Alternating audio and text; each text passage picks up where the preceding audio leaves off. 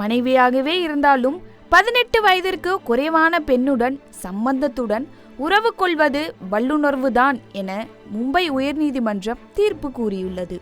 மராட்டிய மாநிலம் வார்தா மாவட்டத்தை சேர்ந்த மைனர் பெண் ஒருவர் கடந்த 2019ஆம் ஆண்டு 24 வயதான தனது கணவர் மீது போலீசில் புகார் ஒன்றை அளித்துள்ளார்.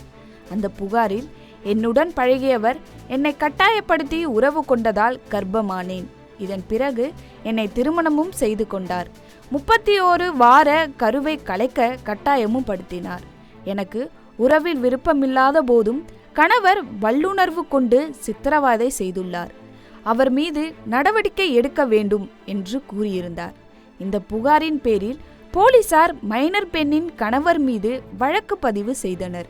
வழக்கை விசாரித்த வார்தா செஷன்ஸ் நீதிமன்றம் மைனர் பெண்ணை கற்பழித்த கணவருக்கு 10 ஆண்டு சிறை தண்டனை வழங்கியது.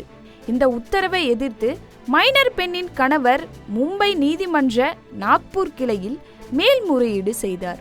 மேல்முறையீட்டு மனுவில் பாதிக்கப்பட்ட பெண் தனது மனைவி என்பதால் அவருடன் உறவில் ஈடுபட்டது கற்பழிப்பு ஆகாது, அது இருவரின் சம்பந்தத்துடன் நடந்தது என கூறியிருந்தார். எனினும் இதை ஏற்க மறுத்த நீதிபதி கோவிந்த் சனாப், திருமணம் முடிந்தாலும் முடியாவிட்டாலும் 18 வயதிற்கு குறைந்த பெண்ணுடன் உறவு கொள்வது வல்லுணர்வுதான்.